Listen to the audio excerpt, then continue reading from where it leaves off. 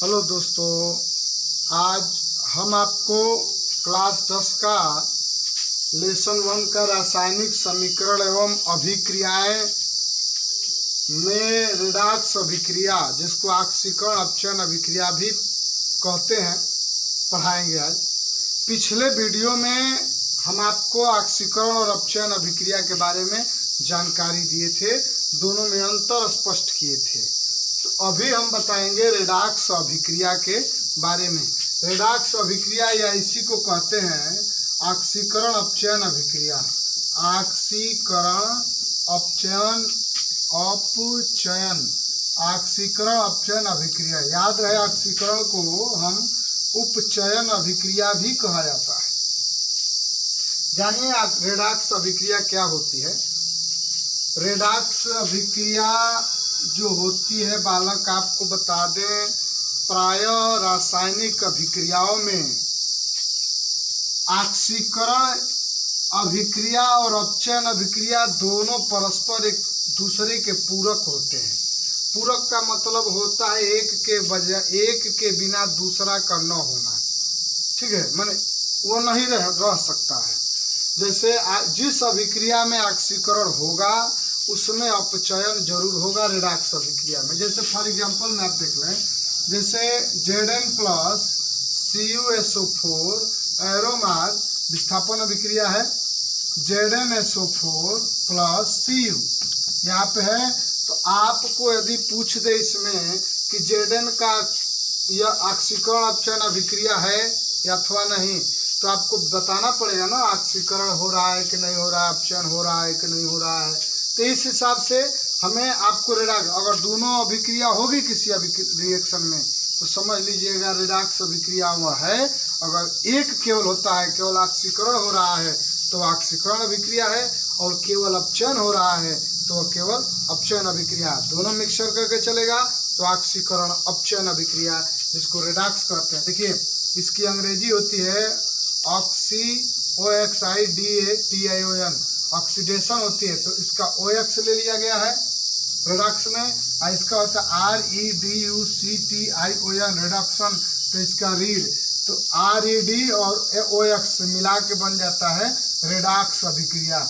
तो इस प्रकार से आप जानते हैं। तो हम पिछले वीडियो में बताए थे कि इसका ऑक्सीकरण अपचयन कैसे होता है, बताएंगे।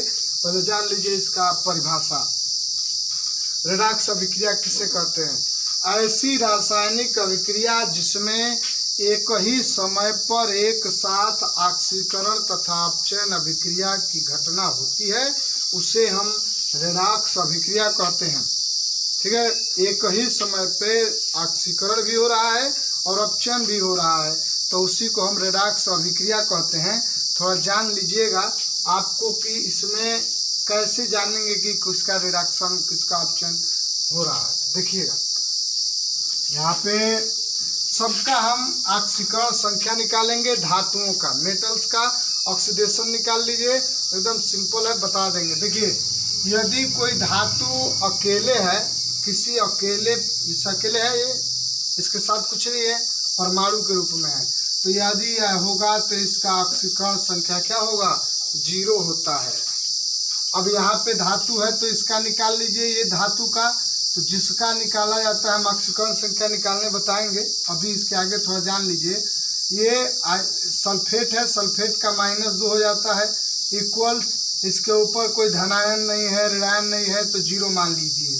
तो x - 2 बराबर 0, x = 2 माने +2। तो ये जो है कॉपर का यहाँ पे ऑक्सीजन संख्या कितनी हो गई? +2 हो गई।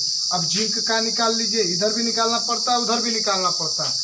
इसको आप x मान लो, प्लस सल्फेट का हो जाता है -2 = 0, फिर हो जाएगा x - 2 बराबर 0, तो x बराबर +2, यहाँ पे +2 लिख लीजिए। अब बताइए कॉपर अकेले हो गया, तत्व के रूप में है, तो इसका ऑक्सीडेशन संख्या कितनी हो जाएगी? 0 हो जाएगी। अब ध्यान से सुनिएगा, जिसका ऑक्सीकरण संख्या बढ़ा होगा तो उसका ऑक्सीकरण हो रहा है, और जिसका ऑक्सीकरण संख्या घटा होगा उसका अपचयन हो रहा है। तो बताइए जिंक की तुलना जिंक से करिए, बताइए 0 था कितना हो गया +2, बढ़ा तो बढ़ गया, तो इसका ऑक्सीडेशन हो रहा है, OXD लिख देते हैं, ऑक्सीडेशन समझ लीजिए, ऑक्सीकरण हो रहा है।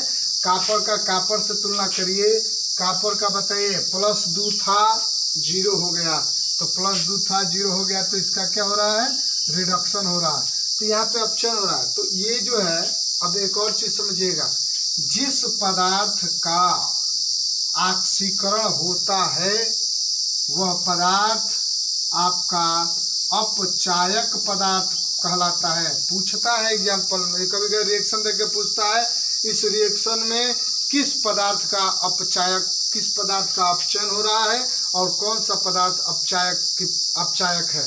तो अपचयन वाला अपचायक, अपचयन और अपचायक में अंतर होता है।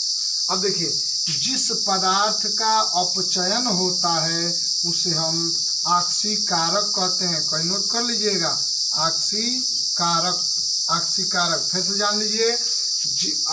अपचायक किसे कहते हैं, जिस पदार्थ का ऑक्सीकरण होता है उसे हम अपचायक कहते हैं, और जिस पदार्थ का अपचयन होता है उसे हम ऑक्सीकारक कहते हैं। तो इस अभिक्रिया में जिंक जो है अपचायक है, कापर जो है ऑक्सीकारक है। ऑक्सीकरण संख्या ये कैसे निकाला जा रहा है हम अभी तुरंत बता रहे हैं, इसी में बताएंगे। और जस्ट तुरंत बाद एक और बात समझ लीजिएगा, और इसमें क्या होता है, किस पर एनोड है किस पर कैथोड है। तो देखिए जिंक दोनों को लिख लीजिए, यहाँ पे ऑक्सीडेशन लिख देते हैं, यहाँ पे रिडक्शन लिख देते हैं, ठीक है। अब देखो कौन एनोड पर क्रिया होगी या कौन कैथोड पर होगी वो करा के जानो। तो यहाँ पे ऑक्सीडेशन वाला रिएक्शन लिखो, Zn 0 एरो मार्क लिख लो, और इधर लिख लो Zn पर 2+ लिख दिए, ठीक है। अब यहाँ पर देखो Cu 2+ है, 2+ लिख दो, आगे हो गया। फिर यहाँ पे लिख देते हैं 0। अब सुनिए, यहाँ पे क्या करनी है आपको, देखो ये जो इलेक्ट्रॉन त्याग करता है वह एनोड होता है। जो तत्व इलेक्ट्रॉन को त्यागेगा वो एनोड पर जाता है, और जो तत्व इलेक्ट्रॉन को ग्रहण करता है वह कैथोड पर जाता है। तो बता है 0 है ना, है 2 है, 2 को 0 करने के लिए क्या करना पड़ेगा, +2 है कि 0 बदलने के लिए -2 घटाना पड़ेगा ना। तो क्या कर देंगे +2 E माइनस, इलेक्ट्रॉन पर एगो है 2 एकम में 2, और 2 में से 2 गए 0, बराबर हो गया। चलिए, तो यह जो है इलेक्ट्रॉन का त्याग कर रहा है, तो ऑक्सीकरण की घटना एनोड पर घटती है, ऑक्सीकरण की घटना एनोड पर घटती है। अब देखो कैथोड, +2 से 0 करो, है 2 है तो 0 कैसे बदलेगा, तो एमा प्लस एमा 2 गो इलेक्ट्रॉन घटाओगे तबे ना, तो इलेक्ट्रॉन इधर घटा दो, तो बता इधर किए तो ग्रहण करे अवशोषित उत्सर्जित है, उष्मा अवशोषण उष्मा क्षेपी पढ़े थे। देखो अभिकारक में जुटा वो ग्रहण करता है, उत्पाद में जुटता है तो वो त्यागता है। तो बताइए यहाँ पे ग्रहण किया तो ग्रहण करेगा तो यह कैथोड पर घटना घटेगी। तो इस बात को याद रखिएगा, कैथोड पर रिडक्शन होता है और एनोड पर क्या होता है, ऑक्सीकरण होता है। यहाँ पर जिंक का ऑक्सीकरण हो रहा है तो जिंक एनोड पर जाएगा, और कापर का अपचयन हो रहा है तो कापर जो है कैथोड पर आएगा। सभी पॉइंट नोट कर लिए, कौन अपचायक है, कौन ऑक्सीकारक है, किसका ऑक्सीकरण हो रहा है, किसका अपचयन हो रहा है, एनोड पर कौन सी घटना घटेगी, कैथोड पर कौन सी घटना घटेगी और क्यों घटेगी, जान लिए। चलिए इसको आप नोट कर लीजिए कहीं रॉप पे, उसके बाद हम ऑक्सीकरण संख्या निकालने बता रहे हैं।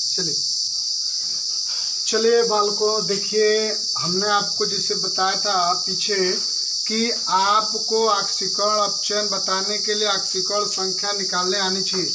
तो हमने कुछ चार्ट यहाँ पर लिख दिए हैं।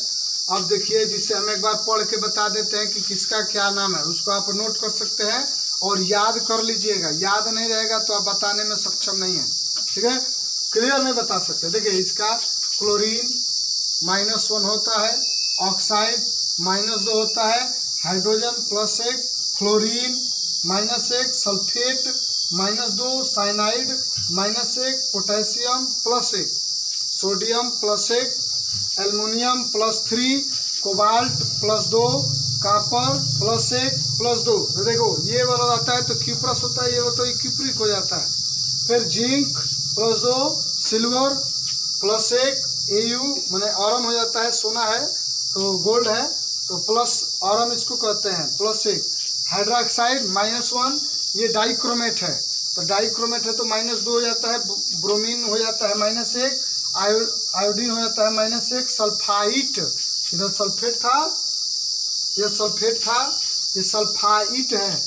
और ये होता है एसीटेट, तो एसीटेट का -1 हो जाता है। कार्बोनेट -2, और पराक्साइड है, ये पराक्साइड है, ये ऑक्साइड है, ये ऑक्साइड है, ये पराक्साइड है, इसका प्रतीक है। और जितने भी उदासीन यौगिक रहेंगे जैसे H2O रहेगा, NH3 रहेगा ETC, तो उनका ऑक्सीडेशन संख्या कितनी होती है? 0 होती है। इन सबका ऑक्सीडेशन संख्या 0 होती है। और जैसे स्वतंत्र रहेंगे, जैसे Zn हुआ, H2 हो गया, अकेले रहेंगे अणु के रूप में रहे, द्विपरमाणु अणु के रूप में, या स्वतंत्र परमाणु हो, उनकी ऑक्सीडेशन संख्या कितनी मानी गई है? 0। जैसे Cl2 0 हो जाता है, H2 तो लिख ही दिए हैं, F2 0 हो जाता है, Cu 0 हो जाए। देखिए ये स्वतंत्र परमाणु कहलाते हैं, ये द्विपरमाणु अणु कहलाते हैं। जो द्वि है द्विपरमाणु अणु, तो द्विपरमाणु अणु और स्वतंत्र परमाणु का ऑक्सीडेशन संख्या क्या हो जाती है? 0। तो आइए कुछ एग्जाम्पल देख के हम बताते हैं कि कैसे निकाला जाएगा। चलिए थोड़ा एग्जाम्पल देखते हैं, इसको याद कर लीजिएगा, नोट कर लीजिएगा स्क्रीनशॉट लेकर। आगे देखें, यहाँ पे जैसे हम निकाल देते हैं ZnCl2 निकालने की विधि, और उसके बाद हम आपको बता देंगे, दे देंगे, एक्सरसाइज करते रहेगा। जितने भी धातु मेटल्स हैं उन्हीं का निकाला जाता है। जिंक का कितना होगा? तो सबसे पहले जिसका निकालना होता है उसी को x मान लो, इसको निकालना है, इसी को हम इसके जगह पे क्या मान लिए? x। फिर दूसरे तत्व पर जाएंगे तो बीच में प्लस ऐड कर ली, चाहे तो बीच में प्लस। अब बताओ Cl का कितना था? इसमें देख के जहाँ पे था Cl का -1 था, इंटू 2 गुणे 2 है ना, 2 है तो, और बराबर 0। 0 क्यों किए? क्योंकि इसके ऊपर कुछ नहीं है। जैसे -1 रहता तो -1 लिखते, +1 होता तो +1, अभी कुछ नहीं है तो 0। अब इसको हल करके निकाल लो, x - 2 = 0, x बराबर +2। तो इसका यहाँ पर जिंक का ऑक्सीडेशन संख्या क्या हो गया? +2 हो गया। अब देखो यहाँ पे कुछ हम निकाल देते हैं, जैसे K2Cr2O7 में K का निकालना होता है, वहाँ से स्पष्ट होगा, धातु का ही निकाला जाता है। जितने धनायन हैं उनका ऑक्सीडेशन निकालना पड़ता है आपको, क्योंकि वही ऑक्सीकारक और अपचायक होते हैं। तो अब निकालिए K का, यहाँ पर निकालिए, तो K के जगह पे x रख लीजिए, और कितने का गुणा है? 2 का, तो 2 का गुणा करिए, तो 2 का आगे कर देते, चाहे पीछे कर दीजिए। चलिए हम आगे कर देते हैं, एकदम ठीक उसी के अनुसार आगे भी करेंगे तो कोई दिक्कत नहीं है।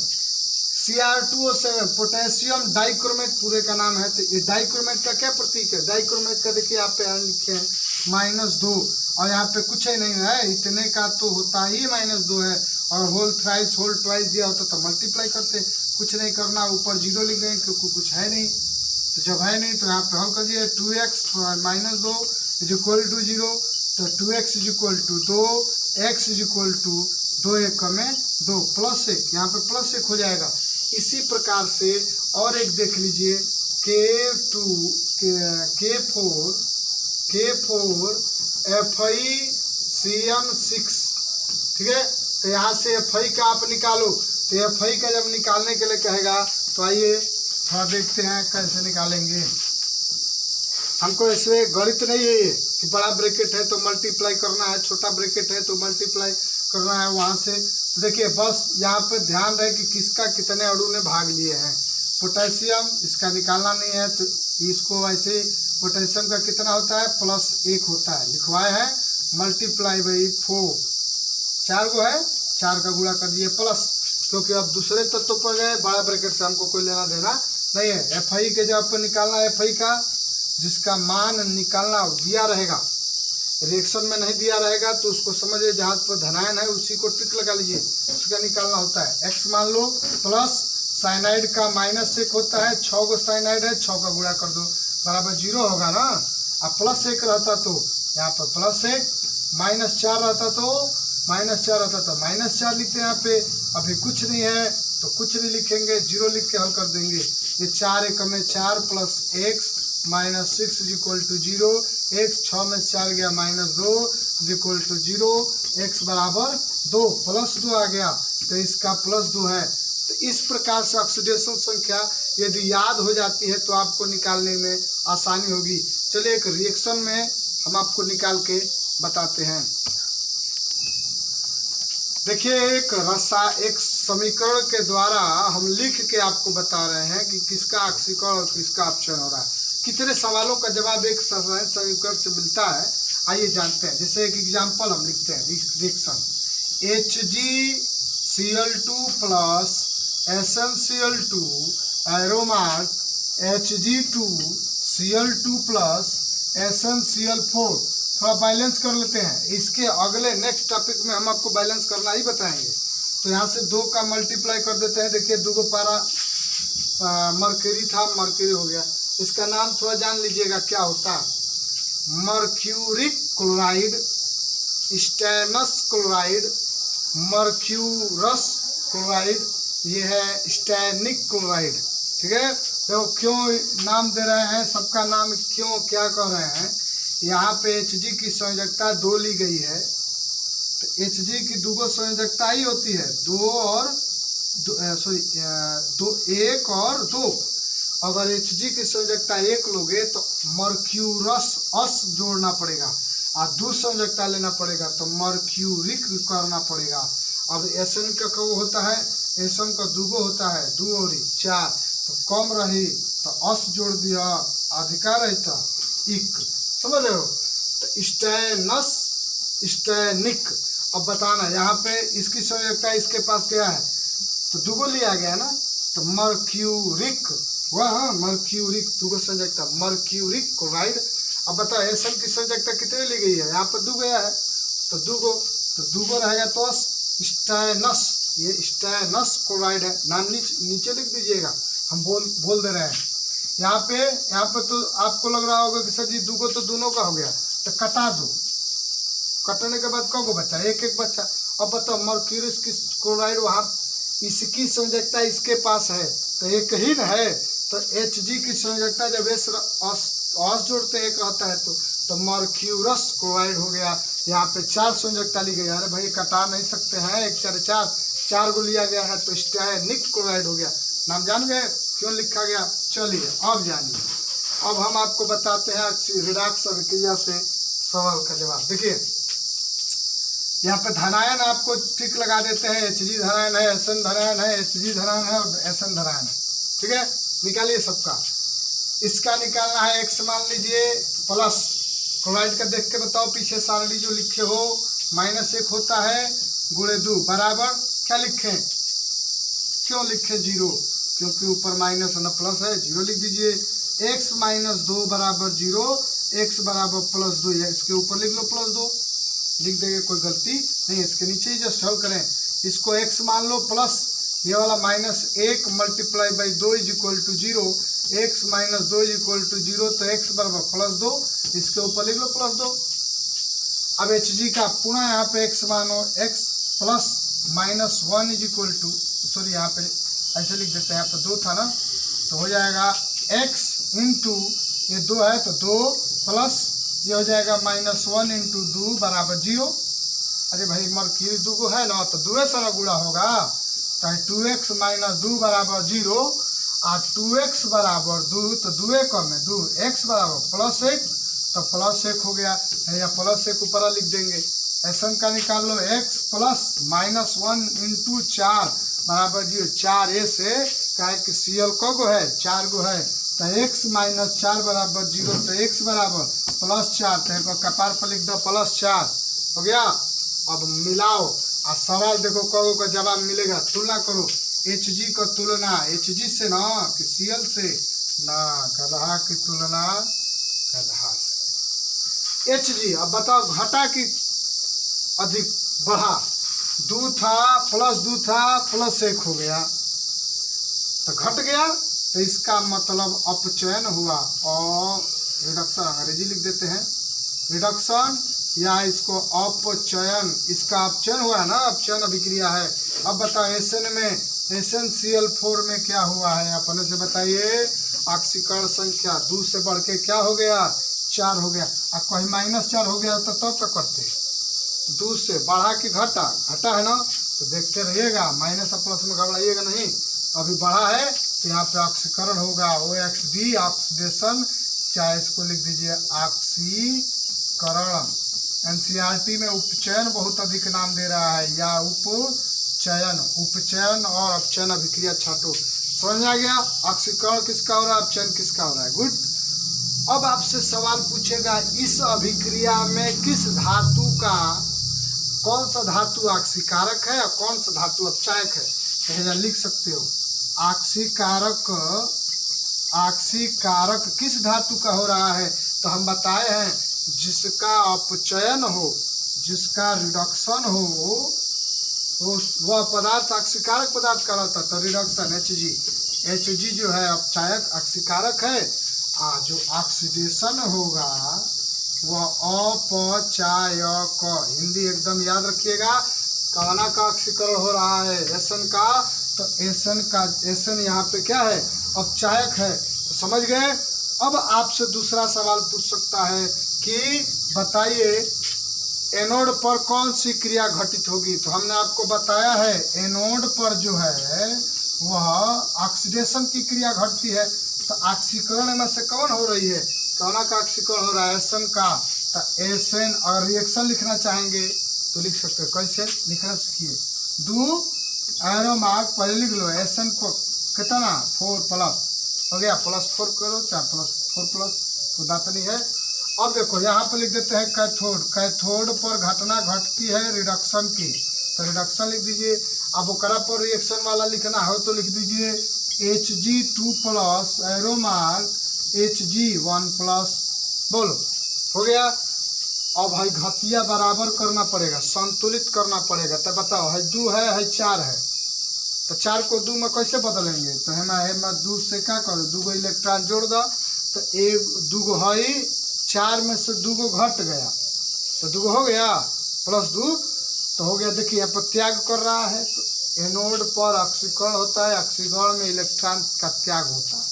और देखो 2 गो से एगो करना है, तो एगो घटा दो, तो 1 इलेक्ट्रॉन इसमें घटा दीजिए, इलेक्ट्रॉन पर माइनस, तो घट गया ना, तो 2 में से 1 गई, 1 बराबर हो गया, बैलेंस, तो ऑप्शन होता है। तो यही चीज़, इतने सवालों का जवाब एक रिएक्शन से आपको मिलेगा। ठीक है, तो अब हम लोग चलते हैं रासायनिक समीकरण संतुलित, चाहे एक रिएक्शन और बताते हैं आपको।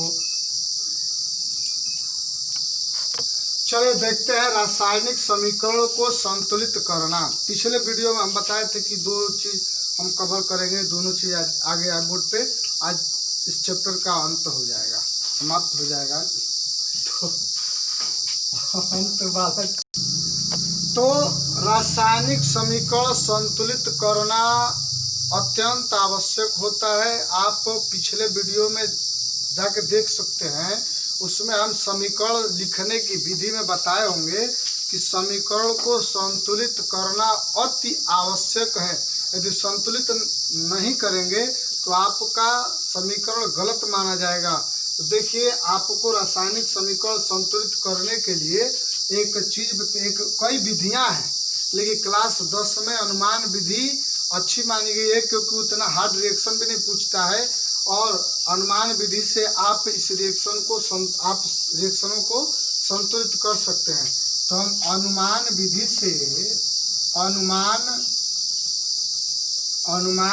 से हम लोग समीकरण को संतुलित करना सीखेंगे। तो थोड़ा नोट कर लीजिएगा।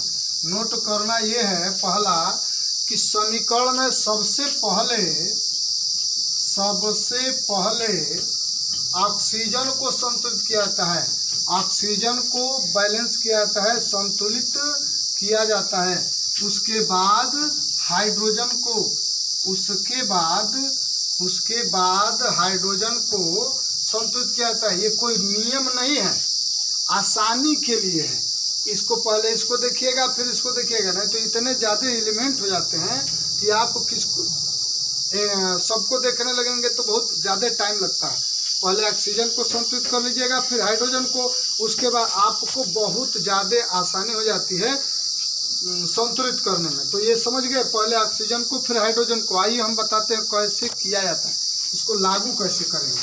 तो चलिए देखिएगा, एक रिएक्शन हम लिख देते हैं Na+O2 एरो मार्क Na2O। देखिए अनुमान विधि में संतुलित कैसे किया जाता है। पहले थोड़ा हम आपको बता दें गलतियां क्या क्या होती हैं, बालक गलती क्या करते हैं। जैसे मान लीजिए यहाँ पर दे दिया है, संतुलित करने का मतलब क्या है, देखा जाता है कि अभिकारक में कितने परमाणु हैं और उत्पाद में कितने परमाणु हैं, उन्हीं को बैलेंस किया जाता है गुणा भाग करके बैलेंस किया जाता है। तो बताइएगा सोडियम इधर कौगो है, एगो है, तो इधर कौगो सोडियम है, दूगो है। चलिए इधर O कौगो है, दूगो है, इधर ऑक्सीजन कितना है, एगो है। अब आपसे हम कहें कि सोडियम को, अभी हमने नियम बताया कि पहले आप ऑक्सीजन को संतुलित कर लीजिएगा, उसके बाद अगर संतुलित है तो फिर दूसरे के बारे में सोचिएगा, ठीक है। तो पहले ऑक्सीजन को बैलेंस करते हैं, सोडियम को बाद में करते हैं, पहले ऑक्सीजन को कर देते हैं, ठीक है। चलिए दूगो ऑक्सीजन है और यहाँ पर एगो ऑक्सीजन है, तो गुणा करने का ऑप्शन खुला है। तो बताइए दूगो है, तो देखिए पहले गलती क्या होती है, दूगो है तो बालक जो है किसी को पता नहीं होता है तो सीधे यहाँ पर भी 2 कर देता है, ऑक्सीजन दूगो हो गया और यहाँ पर भी दूगो हो गया, सर जी बैलेंस हो गया, ठीक है। चलिए ये वाली गलती तो ये गलत है, आप यहाँ पे मल्टीप्लाई नहीं कर सकते हो क्योंकि Na2O एक यौगिक बन चुका है, बीच में आप नहीं उसमें अड़ंगा डाल सकते हैं। अब देखिए दूसरी गलती, एक तो यहाँ पर लिख देते हैं डायरेक्ट, तो गलती हो गया।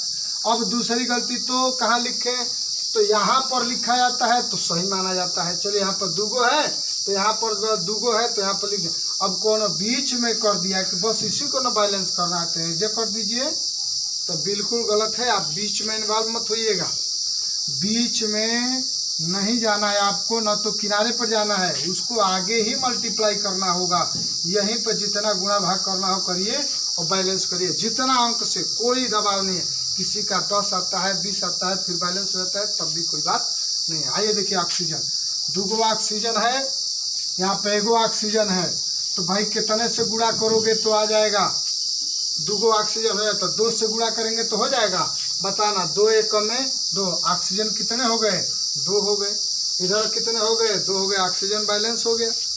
अब चलते हैं दूसरे धातु पे, वो भी है कि नहीं है, बताओ सोडियम कितने हैं, एगो, इधर को सोडियम हो गया था 2 और 2 के 4, 4 गो हो गया सोडियम, तो 4 गो सोडियम उधर हो गया है ना, एगो है, तो इसको 4 बनाने के लिए क्या करना पड़ेगा, इसके आगे 4 से गुणा करना पड़ेगा, यहाँ पे मत कीजिएगा गलत हो जाएगा। आगे 4 एक में 4, देखिए 4 सोडियम यहाँ पे हो गया, 2 दूनी के 4, यह बैलेंस हो गया। अब फिर दूसरा देखते हैं, ठीक है, स्क्रीनशॉट ले लीजिए। चलिए देखिए दूसरा एग्जाम्पल में हम देखते हैं, समझते हैं, एक दो को बताएंगे फिर उसके बाद आप लोग सम करिएगा। BaCl2 plus H2SO4 Aeromar BaSO4 plus HCl, आप समझ सकते हो। थोड़ा रिएक्शन देख के बताइए तो किस प्रकार का रिएक्शन है, द्विविस्थापन अभिक्रिया है। देखिए BaSO4 के पास चला गया है, H2Cl के पास आ गया, तो द्विविस्थापन, जिसको आयनिक अभिक्रिया भी कहते हैं, पीछे बता चुके हैं वीडियो में। अब देखो यहाँ पे आपको ऑक्सीजन, यहाँ पे ऑक्सीजन देखोगे तो ऑक्सीजन बैलेंस है, तो सल्फेट के साथ है ना, सल्फेट को देख लो। अब चेक करो कि ऑक्सीजन बैलेंस है तो किसको चेक करते हो, हाइड्रोजन को करते हो। हाइड्रोजन देखो, हाइड्रोजन कितने हैं, 2 गो, इधर कितना हाइड्रोजन है, 1 गो, तो हाइड्रोजन 2 गो इधर है, 1 उधर है, तो उसको बैलेंस करने के लिए कितने से गुणा करना पड़ेगा, तो 2 से गुणा करना पड़ेगा। यहाँ पर लिख दें, गलत हो जाएगा, यहाँ पर लिखना पड़ेगा 2, तो 2। अब बताओ हाइड्रोजन बैलेंस हो गया। अब सारे तत्वों को देख डालो कि सभी लोग बैलेंस है कि नहीं, केवल ऑक्सीजन हाइड्रोजन लिख के छोड़ दोगे गलत हो जाएगा, सबको चेक करो। ऑक्सीजन 4, इधर भी ऑक्सीजन 4, हाइड्रोजन 2, इधर भी हाइड्रोजन 2। चलिए अब सल्फर 1, इधर भी सल्फर 1, क्लोरीन 2, इधर भी क्लोरीन कितना हो गया, 2 एक में 2, क्लोरीन 2 हो गया, बेरियम 1, बेरियम 1, बैलेंस है, करने आ गया, बस बैलेंस कर देना ऐसे ही। अब आगे देख लो एक और, PbO lead oxide plus carbon एरोमास Pb प्लस CO2, देखो शीशा है ये, Pb lead oxide plus Pb plus CO2। सबसे पहले किसको बैलेंस करेंगे हम लोग, ऑक्सीजन को। ऑक्सीजन कितने हैं, 1, इधर कितना है 2। तो आपको क्या समझ में आ रहा है, कितने से गुणा करना पड़ेगा, इधर गुणा कर दे तो 2 दूनी के 4 हो जाएगा, इधर बैलेंस ही नहीं हो पाएगा, तो इधर कर देते हैं 2 से, तो 2 गो ऑक्सीजन हो गया, 2 गो ऑक्सीजन इधर हो गया। लेड कितने हैं, शीशा। अब अदर को चेंज करो, हाइड्रोजन है क्या इसमें, नहीं है, छोड़ दीजिए। अब अन्य तत्वों को देख लो संतुलित हुआ कि नहीं हुआ, नहीं होगा तो गुणा करेंगे। देखो यहाँ पे Pb कितने हैं, 2 गो, Pb कितना है 1 गो, तो 2 से गुणा कर रहे हैं, यहाँ पे 2 से गुणा, Pb ओके हो गया। कार्बन कितने हैं, 1 गो, कार्बन 1 गो, ऑक्सीजन तो बैलेंस है ही, ठीक है। अब आप लोग इसमें एक और देख लो, N2 प्लस H2, तो NH3 हो गया। अब बताओ पहले ऑक्सीजन करते हैं, हम ऑक्सीजन है ही नहीं, तो हाइड्रोजन करेंगे। हाइड्रोजन कितने हैं, 2, इधर कितने हैं 3, तो 2 में ऐसा का गुणा करो कि 3 के बराबर हो जाए, कोई है संख्या नहीं, लेकिन 2 और 3 के पहाड़ा पढ़ोगे तो एक कॉमन संख्या आती है 6, ठीक है। कई को आती है, 3 6 18 भी आता है, 2 9 18 भी आती है, वैसे हम 6 का लेंगे, नियर अबाउट करिए, तो 3 का मल्टीप्लाई करो, 3 दूनी के 6, यहाँ पे 2 का कर दो, 2 3 6, हाइड्रोजन बैलेंस हो गया। नाइट्रोजन देख लो, 2 गो नाइट्रोजन, 2 गो नाइट्रोजन, तो इसी प्रकार यही बैलेंस करने के नियम है, ठीक है। आप जितने आप NCERT का क्वेश्चन करिएगा, जितने भी एक्सरसाइज आएंगे, जितने भी होंगे, सब इसी प्रकार के हैं, ठीक है। अभी आगे कुछ छूटा हुआ है, ऑक्सीकरण अभिक्रियाओं के दैनिक जीवन में प्रभाव, तो उसी को हम आगे पढ़ेंगे। इस पर एक्सरसाइज चाहे 11 का हो, चाहे 12 का हो, चाहे 10 का हो, कहीं भी रासायनिक अभिक्रिया देखिए, उसको संतुलित करते रहे। किताब इधर उधर से भैया बहनों से मांग लीजिए, आपको मिल ही जाएगा। तो समीकरण संतुलित जितना आप एक्सरसाइज करेंगे उतना आप कंफर्म होते जाएंगे, ठीक है। तो अभी चलते हैं इस चैप्टर का लास्ट पॉइंट पढ़ने के लिए। चलो देखते हैं पहले चैप्टर का लास्ट पॉइंट, ऑक्सीकरण अभिक्रियाओं के दैनिक जीवन में प्रभाव क्या होता है। तो 2 प्रभाव यहाँ पर दिखाया गया है, एक संक्षारण है और एक विकृत गंधिता है। संक्षारण का मतलब जो पूरा था धीरे धीरे उसका क्षय होके कम हो जाना, जैसे लोहा बहुत अधिक होता है, उसको ऑक्सीजन और नमी में रख दीजिएगा, वायु से संपर्क और नमी रहे तो धीरे धीरे 10 किलो का आपने वस्तु खरीदा था लोहे का, तो धीरे धीरे उसका क्षय होकर वह 5 किलो 2 किलो 3 किलो एक दिन ऐसा आ जाएगा वो मिट्टी में मिल जाएगा। संक्षारण में धीरे धीरे क्षय होना। विकृत गंधिता का मतलब होता है यदि जो स्वाद था उसके गंध को क्या कर देना, बदल देना, उसका गंध बदल जाता है। जैसे चावल है, सुबह पका हुआ चावल होता है, शाम को बासी हो जाता है, तो उसका गंध बदल जाता है, स्वाद ही बदल जाता है, हर चीज़ बदल जाएगा। क्यों? ऑक्सीकरण की क्रिया हो जाती है। तो आइए जानते हैं उसको बारी बारी से। संक्षारण जो है वह रासायनिक अभिक्रिया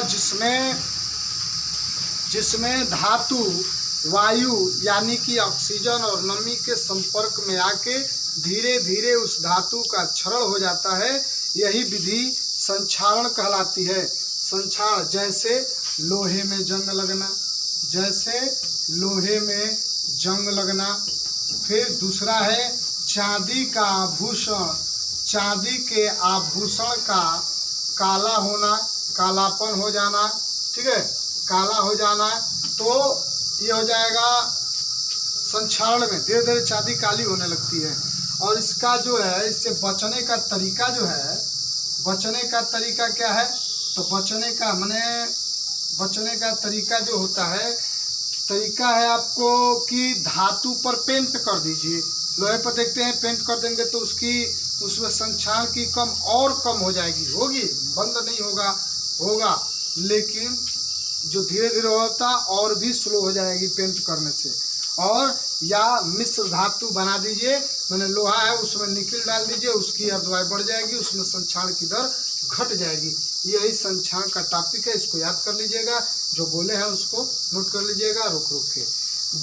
विकृत गंधिता क्या है, तो विकृत गंधिता जो होता है, खाद्य पदार्थ, तैलीय युक्त भोज्य पदार्थ। तैलीय युक्त का मतलब जिसमें वसा और तेल मिला हुआ हो।